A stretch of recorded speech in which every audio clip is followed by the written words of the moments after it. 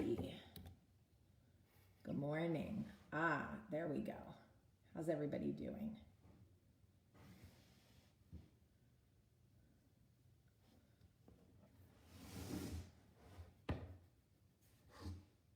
Good morning. So I am I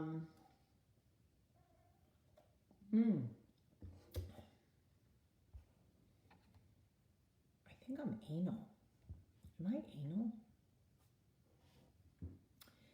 anal? Thanks, Mike. So I just went for a walk and I'm trying to move my body more. And I asked Michael for if we could get a treadmill, and he was like, no, go to the gym, which kind of made me laugh. Good morning, everybody. Okay, guys, try not to be creepy and weird, because otherwise, like, I'm just blocking you, which, you know, is fine. I mean, I don't mind blocking you, but what's the point of making comments just to get blocked? Anyway, hi, everybody. It's Super Bowl Sunday. How exciting is that? Oh, Melissa Santos, I'm so glad you're here for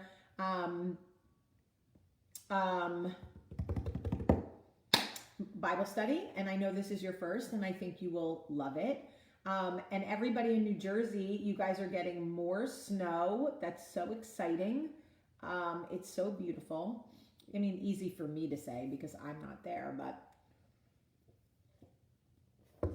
just a reminder that I use the Honey Word Bible for kids because it's very easy for me to digest and understand. And I don't think your relationship with God needs to be complex or in Times New Roman or whatever that shit is called. So I don't know if you guys remember where we left off last week, but I did save my Instagram story. I did. I saved it. I saved my Instagram story. It's just in it's in my long videos. Okay. So when we left off last week, hold on.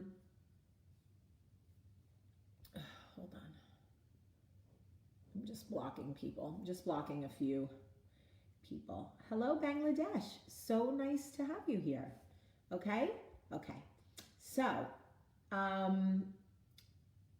okay. So when we left off last week, we left off with the 10 Commandments, and it was for the covenant community. So just a reminder that the 10 Commandments were for the Jews, were for the Israelites. Not that we all don't follow the 10 Commandments, but it was a covenant with God. Essentially, God left the 10 Commandments to say, if you follow my commandments, I will take care of you.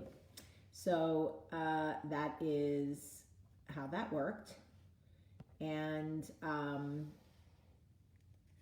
oh, Lisa, first time and a curious Jewish girl. Well, Lisa, I'm so glad you're here. Just know, oh, from New Jersey. Hey, girl, hey. Just know that I was raised Jewish and obviously have a much more solid foundation with the Old Testament because that's what the Jews read. So we left off with the 10 Commandments. I am Catholic now. For those of you who are new to Bible study, I was raised Jewish and now am Catholic. But either way, I think that learning the Bible, even like any book, could be interesting, even if you're not religious. Maybe you want a relationship with God. Maybe you have a relationship with God. Maybe you're not leaving the house because of COVID, whatever it is, right? Melissa Lynn, I'm so glad you're here. This is wonderful. Thank you guys for everybody who just is like, you know what, for 30 minutes, I'm going to hang out with this chick and talk about God. Just hear it. Just leave it on in the background. Brush your teeth, drink your coffee, and let me do the work for you, okay? I love you, and let's get into it. So we are going to start, we are in Exodus, which is book 2. So it's Genesis is book 1. And, oh no, Lisa, what do you mean you feel like you're being called out. No, honey, this is wonderful. I'm so glad you're here. Remember that Genesis is book 1, Exodus is book 2. That's where we are. And right now we're in chapter 21.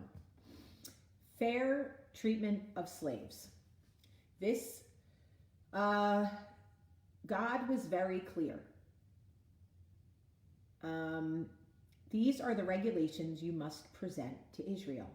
If you buy a Hebrew slave, he may serve for no more than 6 years. Set him free in the 7th year, and he will owe you nothing for his freedom. If he was single when he became your slave, he shall leave single.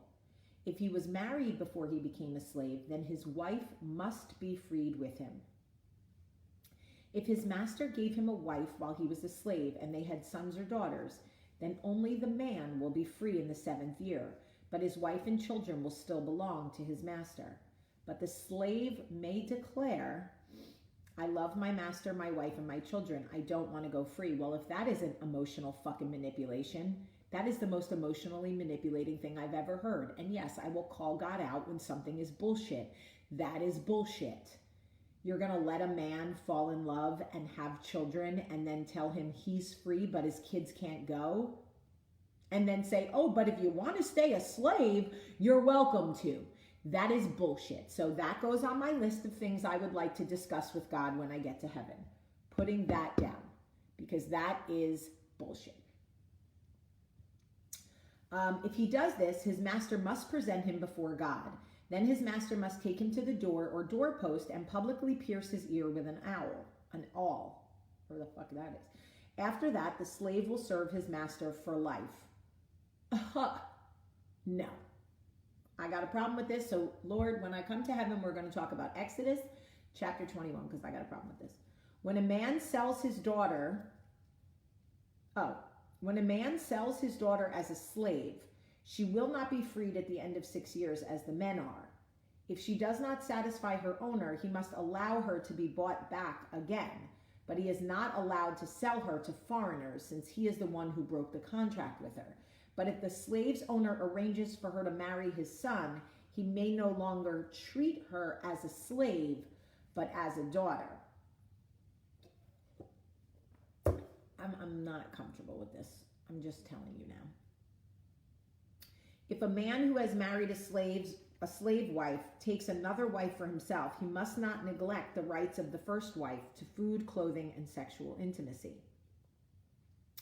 If he fails in any of these 3 obligations, she may leave as a free woman without making any payment.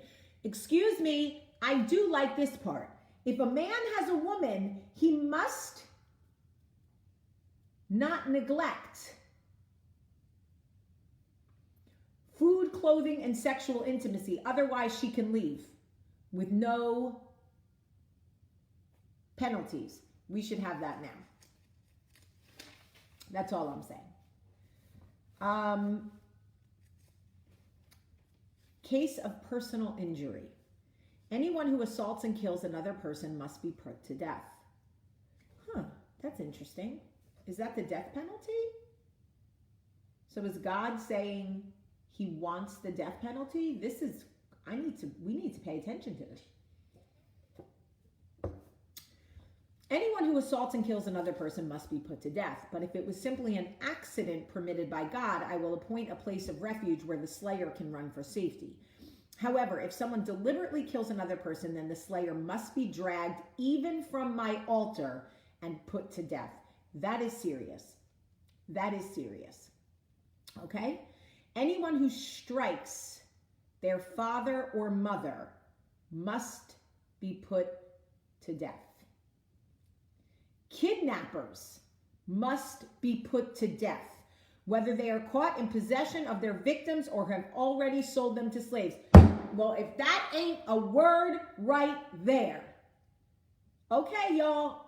Listen, I know we have separation of church and state, but we might want to talk about this one a little bit more serious. Kidnappers must be put to death, whether they are caught in possession of their victims or have already sold them as slaves. Y'all, God said what it was. I don't want to argue with God. God said it, and he meant it. Okay? Kidnappers have to die. I don't make the rules.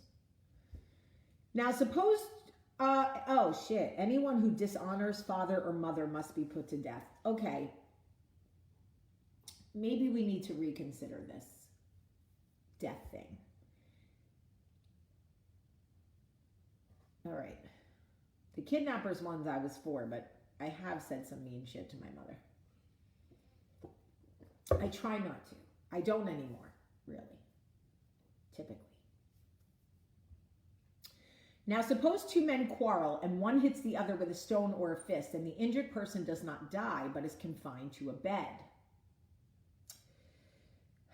If he is later able to walk outside again, even with a crutch, the assailant will not be punished but must compensate his victim for lost wages and provide for his full recovery. If a man beats his male or female slave with a club and the slave dies as a result, the owner must be punished. But if the slave recovers within a day or two, then the owner shall not be punished, since the slave is his property. Lord, I get this was a long time ago, but Lord, I don't like this. Now, suppose God did not miss a beat. He got a suppose everything here. Suppose two men are fighting and in the process they accidentally strike a pregnant woman, so she gives birth prematurely.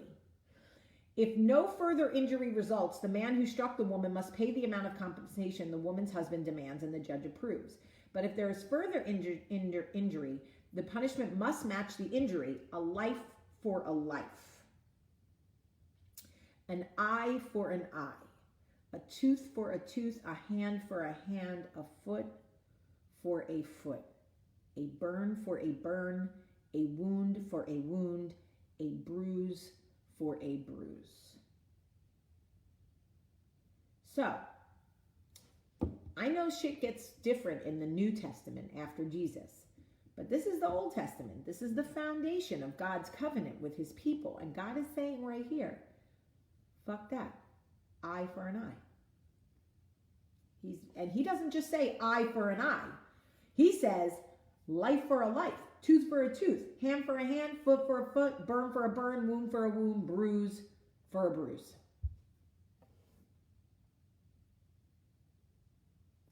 Just say. If a man hits his male or female slave in the eye and the eye is blinded, he must let the slave go free to compensate for his eye. If a man knocks out the tooth of his male or female slave, he must let the female slave go to compensate for the tooth. Okay. If an ox, God really was like, if a fucking envelope gives you a paper cut, here's what you got to do. This is a lot of covenant. If an ox gores a man or a woman to death, the ox must be stoned, and its flesh may not be eaten. In such a case, however, the owner will not be held liable. But suppose the ox had a reputation for goring, and the owner had been informed but failed to keep it under control. If the ox then kills someone, it must be stoned, and the owner must also be put to death. So if you know your dog is vicious and you know your dog kills people and you don't control your dog and your dog mauls my kid, you have to die. I like it. I like it. If you have a tiger in your backyard like the fucking Tiger King and you know that those animals are not meant to be kept as pets and the tiger mauls somebody, you gotta die. So does the tiger, even though the tiger's just tigering. That's what God says. Okay? Okay. However, the dead person's relatives may accept payment to compensate the loss of life. The owner of the ox may redeem his life by paying whatever is demanded. Right, because people love money.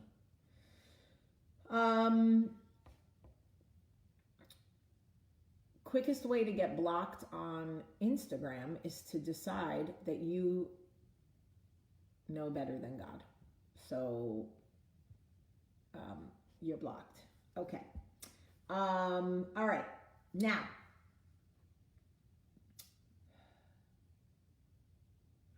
The same regulation applies if the ox gores a boy or a girl, but if the ox gores a slave, either male or female, the animal's owners must pay the slave owners 30 silver coins, and the ox must be stoned.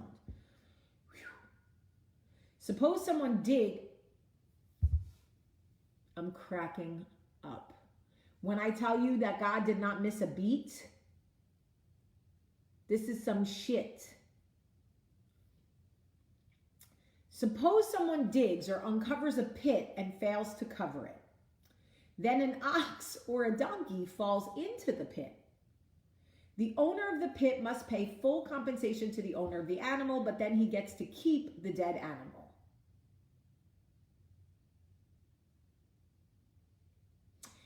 If someone's ox injures a neighbor's ox and the injured ox dies, then the two owners must sell the live ox and divide the price equally between them.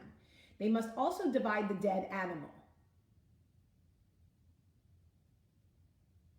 But if the ox had a reputation for goring, yet its owner failed to keep it under control, he must pay full compensation, a live ox for the dead one, but he may keep the dead ox.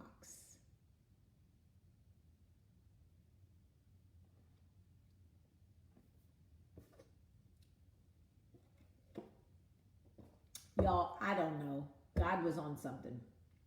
Chapter 22, protection of property. All right, hold on, guys. I gotta block these people really quick. Okay. Guys, I fully respect your religion and your country, fully, 150%. You come from a different country, you have a different belief, you have different gods, and I respect that so much. What I don't respect is you pushing that on this Bible study with our God in this country. Because I don't come on your live and push my God and my country on your live. So if you could just not make me block you, because the devil is out here and we're trying to learn about ox. Okay? How am I supposed to know what to do if my ox falls in a fucking hole that my neighbor dug, that my neighbor knew was there? My ox falls in, breaks his leg, but doesn't die. And now I gotta know who has to compensate who. And do I keep the fucking dead ox, the injured ox? And how do we split the ox? I'm trying to learn. Okay? All right. So, let me get back to the ox talk. Okay? Okay. Don't cuss. Mind your business, lady. DMX voice. Mind your business, lady. Okay. All right, here we go. Now we're going to protection of property. So now we're going to ownership. We just finished personal injury. Now we're at protection of property. So y'all, we may want to listen to this in the way you negotiate, because I have a lot of ox and I need to know what to do. If someone steals an ox or a sheep and then kills or sells it, the thief must pay back 5 oxen for each ox stolen and 4 sheep for each sheep stolen. Y'all, this is how you're going to get a fucking Old MacDonald Had a Farm. Because if someone steals your ox, they have to give you 5 oxen back. Okay? Okay. All right. Baseman Foster, you know, we are multifaceted over here. We could have yesterday's conversation and now we have today's. Okay. If a thief is caught in the act of breaking into a house and is struck and killed in the process, the person who killed the thief is not guilty of murder. But if it happens in daylight, the one who killed the thief is guilty of murder. So this is why you have to rob people during the day. Okay? If you rob them during the day, hold on, let me get this right. If a thief is caught in the act of breaking into a house and is struck and killed in the process, the person who killed the thief. So if you break into somebody's house at night and they kill you, then they're not in trouble. But if you break into their house during the day and they kill you, they are in trouble. So you have to rob people during the day. That's the lesson there. Okay. A thief who is caught must pay in full for everything he stole. Okay? If he cannot pay, he must be sold as a slave to pay for his theft. Y'all, free labor. If a thief who is caught must pay in full everything he stole, if he cannot pay, he must be sold as a slave, right? To pay for his theft. If someone steals an ox or a donkey or a sheep and is found in the thief's possession, then the thief must pay double the value of the stolen animal. Y'all, I'm going to be honest with you. I did not know that ox were that popular back in the day. Did you guys? Because I did not. And apparently it's like the most valued animal. I did not know that. If an animal is grazing in a field or vineyard and the owner lets it stray onto someone else's field to graze, then the animal's owner must pay compensation from the best of his own grain or grapes. Okay, so if your dog shits in my yard, you need to pay for my landscapers for 6 months. That's how that goes. Okay? All right.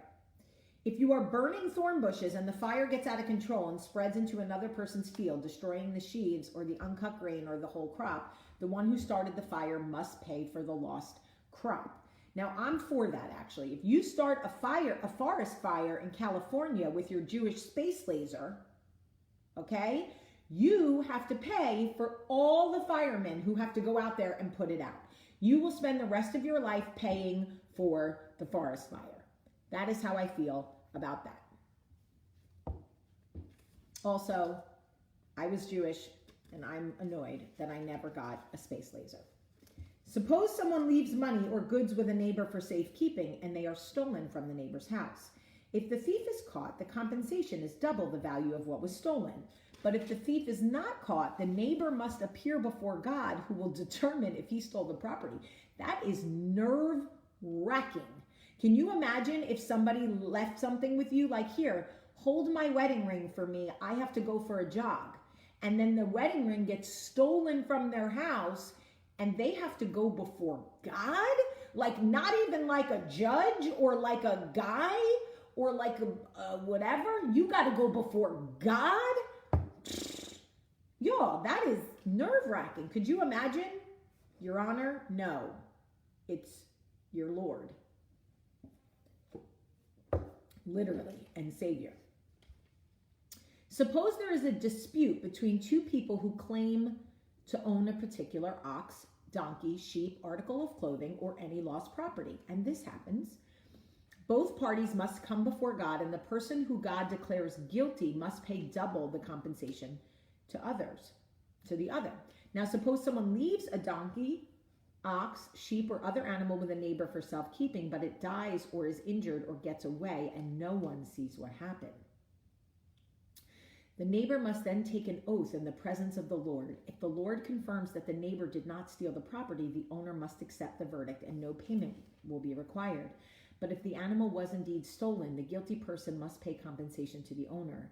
If it was torn to pieces by a wild animal, the remains of the carcass must be shown as evidence and no compensation will be required. If someone borrows an animal from a neighbor, which obviously we do all the time. Can I borrow your cat? Absolutely. Here, Morris, go with Jamie. If someone borrows an animal from a neighbor and it is injured or dies when the owner is absent, the person who borrowed it must pay full compensation. But if the owner was present, no compensation is required, and no compensation required if the animal was rented for the loss of covered rental fee. So guys, if you're going to borrow my dog, and if you just want to rent him, that's better. Okay? Social responsibility. Well, this is a big one. Listen to this one, please. If a man seduces a virgin,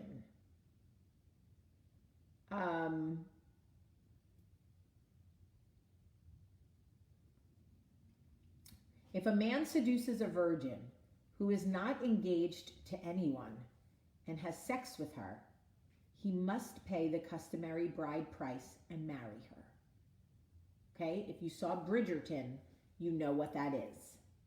Okay? But if her father refuses to let him marry her, the man must still pay him an amount equal to the bride price of a virgin. You must not allow a sorceress to live. What does that mean? Anyone who has sexual relations with an animal must be put to death.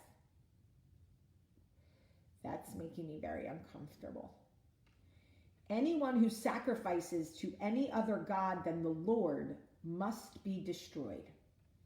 You must not mistreat or oppress foreigners in any way. Remember, you yourselves were once foreigners in the land of Egypt. I'm sorry, God. I need to read that again.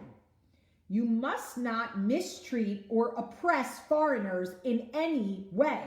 Remember, you yourselves were once foreigners in the land of Egypt. Okay, Lord. You must not exploit a widow or an orphan. If you exploit them in any way and they cry out to me, then I will certainly hear their cry. My anger will blaze against you and I will kill you with a sword. Then your wives will be widows and your children will be fatherless. Yo, God is a savage. God is a savage. He literally just said, I will kill you with a sword. Now, I don't know what form he's going to take. Maybe the Death Star. We don't know. But he's telling you what it is. If you lend money to any of my people who are in need, do not charge interest as a money lender would. If you take your neighbor's cloak as security for a loan, you must return it before sunset, for this coat may be the only blanket your neighbor has. How can a person sleep without it? If you do not return it and your neighbor cries out to me for help, then I will hear, for I am merciful. You must not dishonor God or curse any of your rulers. You must not hold anything back when you give me offering from your crops and your wine. You must give me your firstborn sons. What? I don't know about that, sir. You must also give me the firstborn of your cattle, sheep, and goats, but leave the newborn animal with its mother for 7 days, and then give it to me on the 8th day. You must be my holy people. Therefore, do not eat any animal that has been torn up and killed by wild animals. Throw it to the dogs. Chapter 23, a call for justice. This is an important one, guys. You must not pass along false rumors. You must not cooperate with evil people by lying on the witness stand. You must not follow the crowd in doing wrong. When you are called to testify in a dispute, do not be swayed by the crowd to twist justice. And do not slant your testimony in favor of a person just because that person is poor. If you come upon your enemy's ox or donkey that has strayed away, take it back to its owner. If you see that the donkey of someone who hates you has collapsed under its load, do not walk by. Instead, stop and help. In a lawsuit, you must not deny justice to the poor. Be sure never to charge anyone with falsely with evil. Never sentence an innocent or blameless person to death, for I never declare a guilty person to be innocent. Take no bribes, for a bribe makes you ignore something that you clearly see.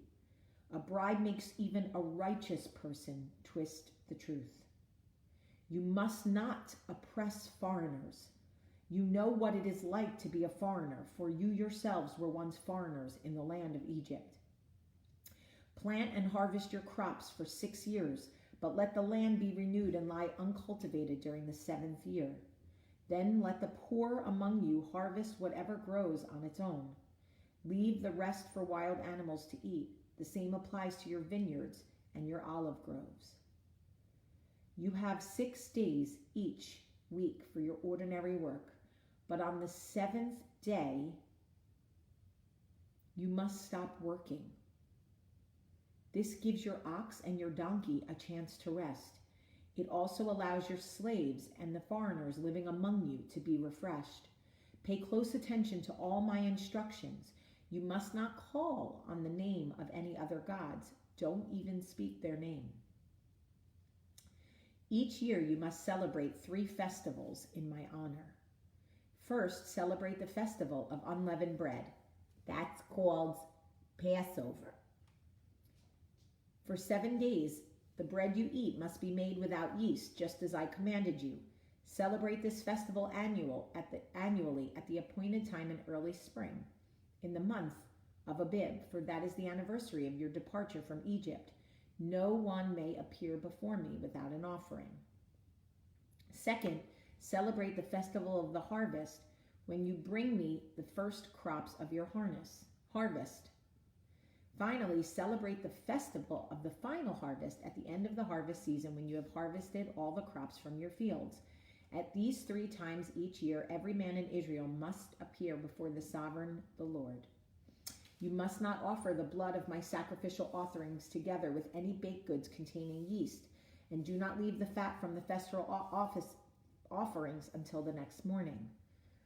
As you harvest your crops, bring the very best of the first harvest to the house of the Lord your God. You must not cook a young goat in its mother's milk. Okay, Lord, I got you on that. A promise of the Lord's presence. See, I am sending an angel before you to protect you on your journey and lead you safely to the place I have prepared for you. Pay close attention to him and obey his instructions. Do not rebel against him, for he is my representative, and he will not forgive you for your rebellion. But if you are careful to obey him, following all my instructions, then I will be an enemy to your enemies, and I will oppose those who oppose you. For my angel will go before you and bring you to the land of all those places, so you may live there, and I will destroy them completely. You must not worship the gods of these nations or preserve them in any way or imitate their evil practices. Instead, you must utterly destroy them and smash their sacred pillars. You must serve only the Lord your God. If you do, I will bless you with food and water, and I will protect you from illness. There will be no miscarriages or infertility in your land, and I will give you long, full lives. I will send my terror ahead of you and create panic among all the people whose land you invade. I will make all of your enemies turn and run. I will send terror ahead of you and drive out the Hivites, Canaanites, and Hittites. But I will not drive them out in a single year, because the land would become desolate and the wild animals would multiply and threaten you. I will drive them out little at a time until your population has increased enough to take possession of the land. And I will fix your boundaries from the Red Sea to the Mediterranean Sea, and from the eastern wilderness to the Euphrates River. I will hand you over to the people now living in the land, and you will drive them out ahead of you. Make no treaties with them or their gods. They must not live in your land, or they will cause you to sin against me. If you serve their gods, you will be caught in the trap of idolatry. Well, that is a lot. God has a lot to say and a lot of rules. And obviously our times have changed and evolved. I would like to keep the all kidnappers must be put to death. I would really like to keep that. All in favor say aye. The ayes have it. We keep that. Kidnappers, dead.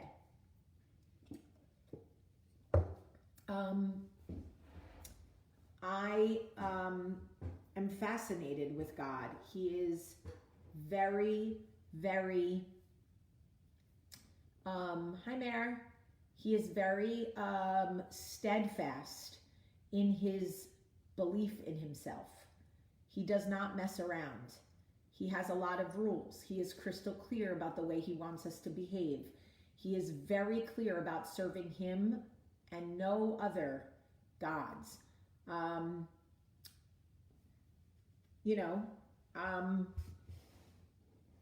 like to spend time with the Bible on Sundays. I like to read it and just interpret it the best way we can. I like the commentary and the conversation. I've never read the entire Bible from Old Testament through New Testament in my life. I think this journey is exciting because at the end of all this, now it may be 157 Sundays from now because the Bible's very long, but we'll be able to say we did it together. And you know what? That's important. We did it together. And I like that. I love you guys very much. And I know that this Bible study is not for everybody. It's a little unconventional, and I certainly do curse. I know that, but I don't take the Lord's name in vain. And he doesn't say anything about cursing. He just says, don't take my name in vain, which I absolutely never do. Okay, I love you guys, and I love you. And I hope you have a great Sunday and a great Super Bowl day. And I hope you eat all the good foods and maybe have a cocktail. Okay? I love you. Have a great, great day.